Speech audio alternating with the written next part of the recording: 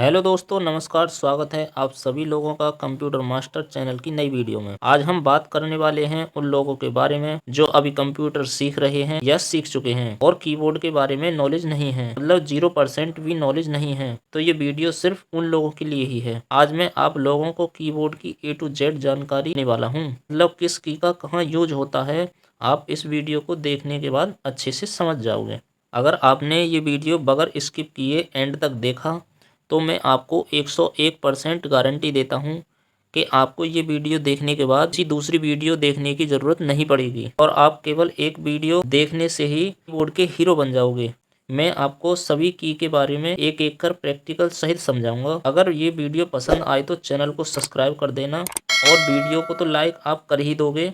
साथ में अपने उन दोस्तों के साथ में भी ये वीडियो शेयर कर देना जो अभी कंप्यूटर सीख रहे हैं या सीख चुके हैं। तो आइए शुरू करते हैं ये वीडियो। अभी जो आप ये वीडियो में कीबोर्ड देख रहे हैं ये क्वेरिटी कीबोर्ड है। ज़्यादातर हमारे यहाँ पे ऑफिसों में या घरों में यही कीबोर्ड इस्तेमाल किए जाते हैं। ये अंदर की जो एक कीज़ की संख्या होती है 104 होती है और मैं वीडियो के एंड में बताऊँगा कि कीबोर्ड का आविष्कार किस देश में हुआ है और कौन से सन में हुआ है और कीबोर्ड का जो आविष्कार है वो किसके द्वारा हुआ है। बने रहिए वीडियो में एंड तक।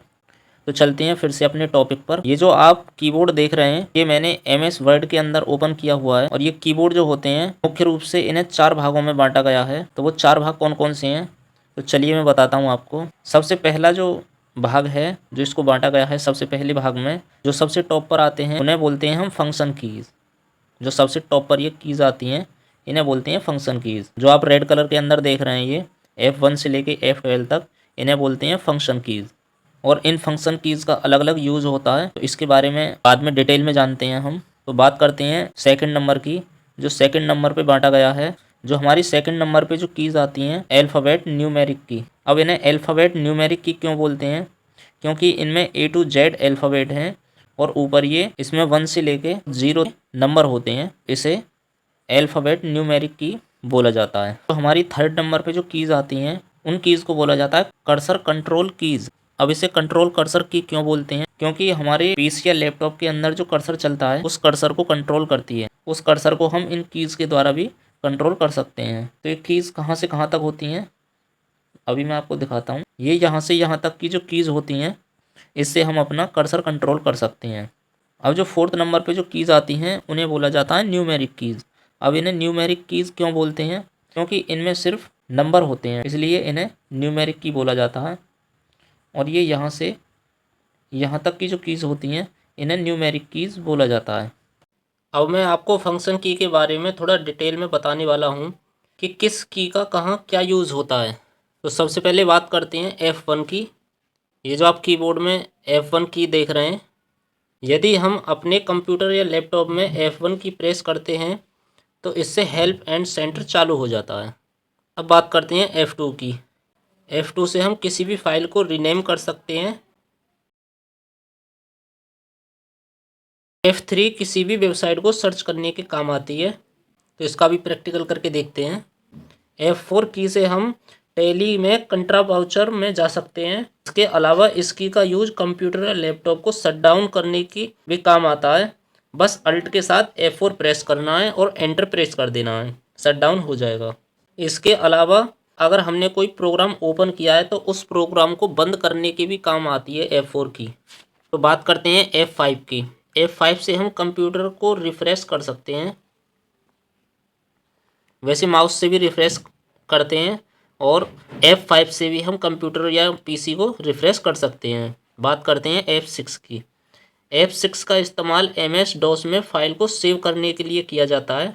इसके अलावा अगर आपने पॉइंट या MS Excel में कोई स्पेलिंग गलत कर दिया है तो उसे भी ठीक कर सकते हैं। बात करते हैं F7 की। F7 की मदद से हम स्पेलिंग की जांच कर सकते हैं। F7 की से हम किसी भी स्पेलिंग की जांच कर सकते हैं कि वो सही है या गलत है। बात करते हैं F8 की। F8 का यूज हम टैली में सेल्स वाउचर में किया जाता है। F8 का यूज टैली में सेल्स वाउचर में किया जाता है। बात करते हैं F9 की। ऐसे ही F9 का यूज भी टैली में परचेज वाउचर में किया जाता है। बात करते हैं F10 की।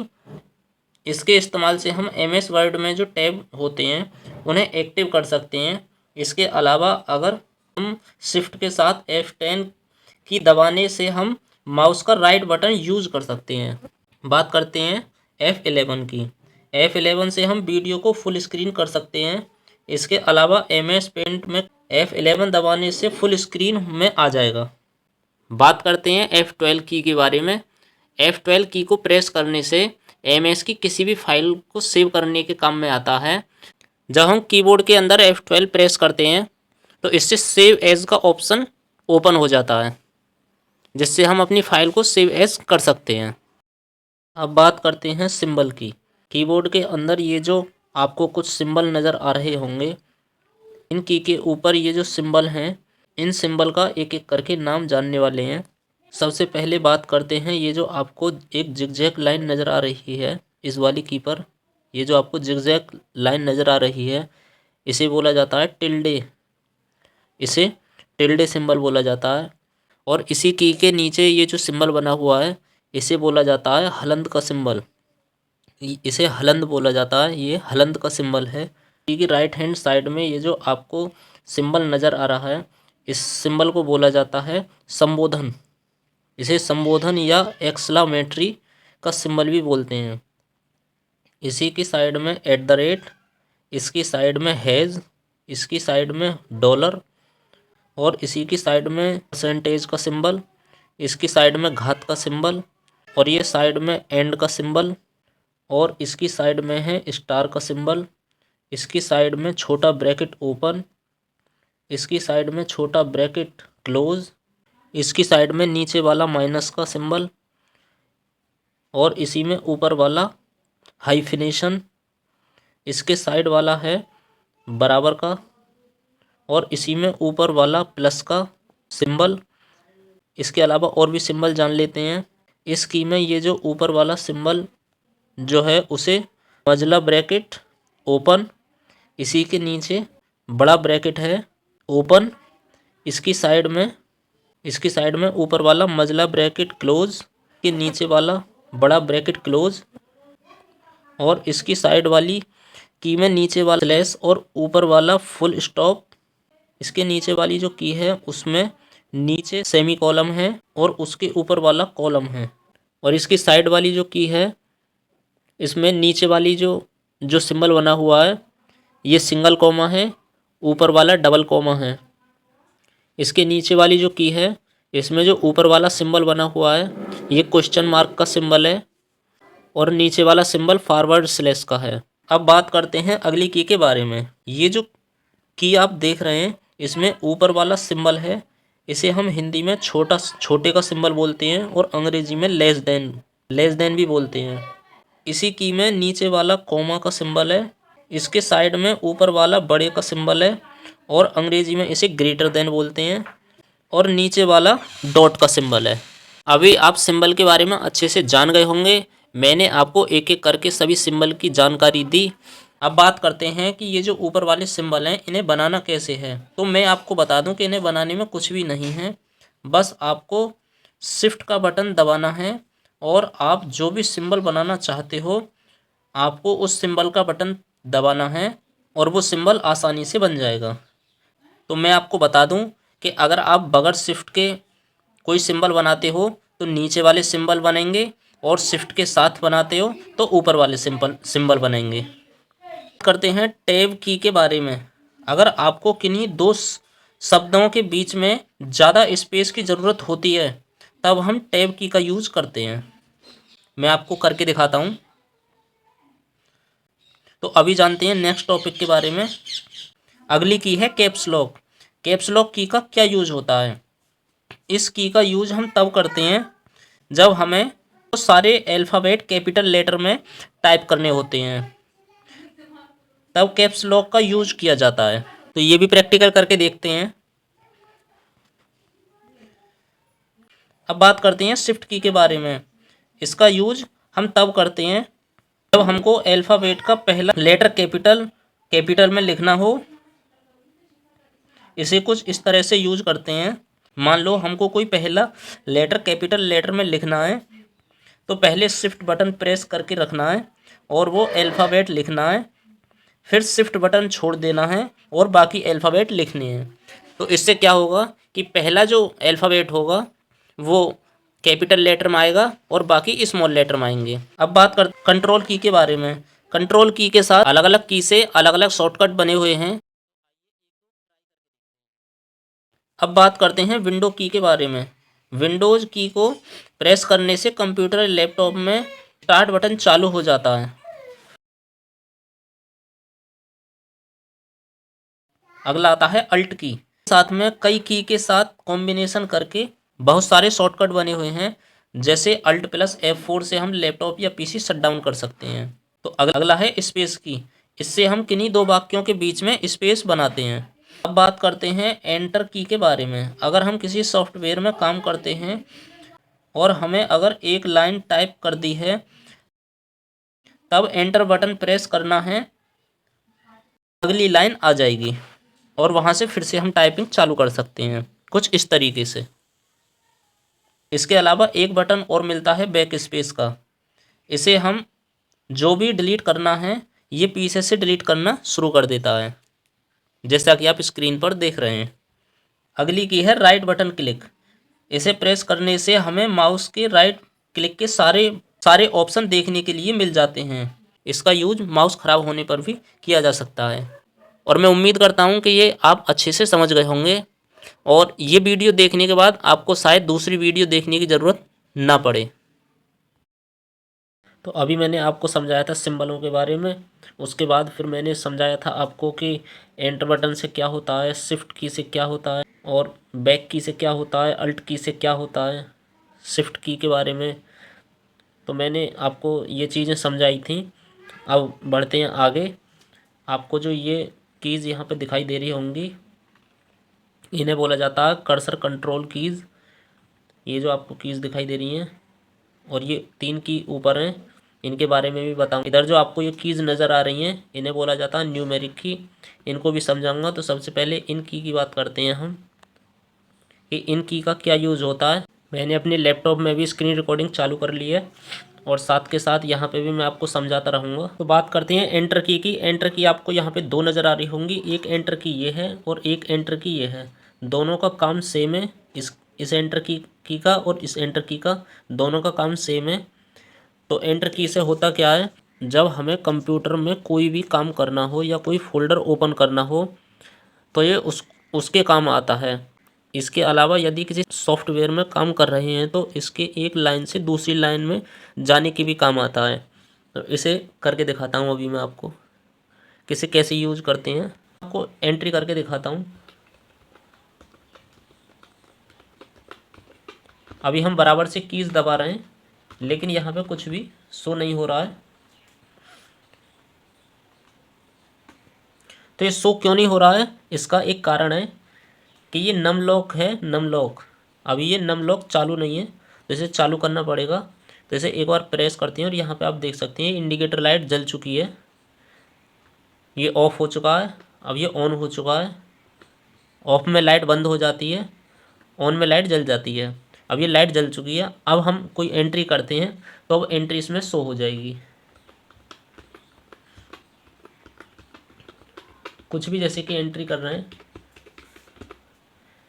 तो ये एंट्री यहाँ से हो रही है, बराबर हो रही है। अब यदि हमें ऊपर की लाइन में से अगर नीचे नीचे कुछ भी लिखना है, एंट्री करनी है, ऊपर की लाइन पूरी हो चुकी है या हमें यहीं तक लिखना है और नीचे एंट्री करनी है तो सीधा हम एंटर बटन प्रेस करते हैं और ऊपर से नीचे की लाइन में आ जाते हैं। अब फिर से कुछ भी एंट्री करनी है, फिर से कुछ भी एंट्री कर सकते हैं और फिर एंटर बटन दबाना, फिर नीचे आ चुके हैं ये। फिर एंटर बटन दबाना है, फिर नीचे आ चुके हैं। और अब एक बार इस एंटर बटन को दबा के दिखाता हूँ, इसका भी वही काम है, फिर नीचे आ चुके हैं। तो दोनों का काम सेम है, वो अंतर कुछ भी नहीं है दोनों में। इसके अलावा इसमें आपको इंसर्ट की 2 नज़र आ रही होंगी। एक इंसर्ट की ये है, एक इंसर्ट की ये है और एक इंसर्ट की ये है। दोनों का काम सेम, बिल्कुल एक जैसा ही काम है। तो इंसर्ट की का यूज क्या होता है, तो इंसर्ट की का मैं आपको यूज बताता हूँ। ये तब हमारे काम आती है जब हम किसी सॉफ्टवेयर के अंदर कोडिंग का काम कर रहे हों, ये तब हमारे काम आती है। और इसका काम कुछ इस तरीके से होता है कि जो पीछे के अक्षर होते हैं वो मिटते रहते हैं और आगे के नए अक्षर आते रहते हैं। पीछे के जो अक्षर होते हैं वो मिटते रहते हैं और आगे के नए अक्षर आते रहते हैं। इसके अलावा इसका एक यूज और है, ये कॉपी पेस्ट के भी काम आता है। तो अभी मैं आपको कॉपी पेस्ट करके दिखाता हूँ। सबसे पहले हमें करना क्या है कि ये जो हमने लिखा हुआ है इसको पूरे को सेलेक्ट करना है। सेलेक्ट हो चुका है ये। अब हमें कंट्रोल का बटन दबाना है और इंसर्ट का बटन दबाना है। ये इंसर्ट का ये, या इस इंसर्ट को भी दबा सकते हैं या इस इंसर्ट को भी दबा सकते हैं, दोनों का सेम काम है। तो इंसर्ट का बटन दबा लिया। अब इसे पेस्ट करते हैं तो शिफ्ट का बटन दबाना है और इंसर्ट कर देना है। शिफ्ट के साथ इंसर्ट करना है और पेस्ट करना चाहते हैं हम इसे और कर देते हैं, और करना चाहते हैं और हो जाएगा। जितनी बार इसे पेस्ट करना चाहते हैं उतनी बार शिफ्ट के साथ एंटर प्रेस करते जाओ और ये कॉपी पेस्ट होता रहेगा। एक बार कॉपी करना है, जितनी बार पेस्ट करना हो उतनी बार इसे पेस्ट कर सकते हैं। इसके अलावा यहाँ पे हम एक की और दिखाई देती है प्रिंट स्क्रीन की, ये आप देख सकती हैं प्रिंट स्क्रीन की। तो इसका काम बताता हूँ कि इसका काम क्या होता है। प्रिंट स्क्रीन का काम क्या होता है। इसका काम होता है कंप्यूटर लैपटॉप की जो स्क्रीन होती है उसका स्क्रीनशॉट ले लेता है। तो अब स्क्रीनशॉट लेके दिखाता हूँ आपको करना क्या है। सिंपल है स्क्रीनशॉट लेना। आपको एक बार प्रेस करना है इसे और कंट्रोल के साथ वी दबाना है। जो हमने अब ये स्क्रीनशॉट लिया है ये उसी का स्क्रीनशॉट है। तो इसे डिलीट करने के लिए क्या करना होगा, इसे हटाने के लिए क्या करना होगा कि ये जो डिलीट बटन है इससे भी हटा सकते हैं हम। इसके अलावा एक डिलीट बटन और मिल जाता है हमें ये वाला, इससे भी हटा सकते हैं। तो इसे हटाने के लिए एक बार डिलीट बटन दबाना है और ये हट चुका है यहाँ से। इसकी बगल में एक की और नज़र आ रही होगी स्क्रॉल लॉक, ये वाली की। अब मैं आपको बता दूं इसकी का क्या यूज होता है। तो इस की से हम जो माउस का ये बीच वाला बटन होता है स्क्रॉल करने वाला ये वाला, तो ये उसी काम आता है। तो काम कैसे करना है इससे, एक बार अगर इसको हम प्रेस कर देते हैं तो आप यहाँ देख सकते हैं लाइट जल चुकी है। अभी बंद करके दिखाता हूँ मैं, ये बंद हो चुकी है और अब ये जल चुकी है। तो सिंपल करना तो इसे माउस की तरह हम यूज कर सकते हैं। माउस के कर्सर को ऊपर नीचे साइड में कहीं भी लाने के लिए, जैसे हमारा बीच वाला बटन यूज में आता है, एक माउस का बीच वाला स्क्रॉल बटन जो होता है उसका काम करता है ये। इसकी साइड में एक बटन और है पॉज ब्रेक वाला, तो इसका भी मैं यूज बताता हूँ कि पॉज ब्रेक से क्या होता है। ये जब हमारे काम आता है जब हमारी स्क्रीन ऑटोमेटिक चल रही हो, रुक नहीं रही हो, ये तब हमारे काम आता है कि जब ऑटोमेटिक हमारी स्क्रीन चल रही हो और रुक नहीं रही हो तो पॉज ब्रेक दबाने से वो स्क्रीन एक जगह रुक जाती है और हमें जो भी पढ़ना है उसमें से वो पढ़ सकते हैं। तो अभी आपको इनका यूज़ समझ आ गया होगा। अब बात करते हैं होम की, page up, page down, and, delete का। और अब ये है अप एरो, ये है डाउन एरो, ये है राइट एरो, ये है लेफ़्ट एरो। तो अभी मैं इसका यूज बताता हूँ कि इसका यूज क्या होता है। ये जो आप स्क्रीन में अभी कर्सर देख रहे हैं इसे ऊपर ये ले जाने के काम आता है। ये इससे कर्सर नीचे आता है और इससे कर्सर ये ऊपर जा रहा हो। और यहीं पे अगर हमें ये राइट की तरफ लेके जाना है कर्सर तो इससे हम राइट की बटन की तरफ लेके जा सकते हैं, राइट की तरफ। अब ये राइट की तरफ कर्सर जा रहा है। और अगर लेफ़्ट की तरफ लेके जाना है तो लेफ़्ट की तरफ लेके जा सकते हैं। ये इससे क्या होता है कि हम जो पेज होता है पेज, अब ये पेज खुला हुआ है MS वर्ड के अंदर, तो ये पेज पर सबसे ऊपर पहुंच जाएंगे हम, टॉप पर। एक बार दबा के देखते हैं इसे।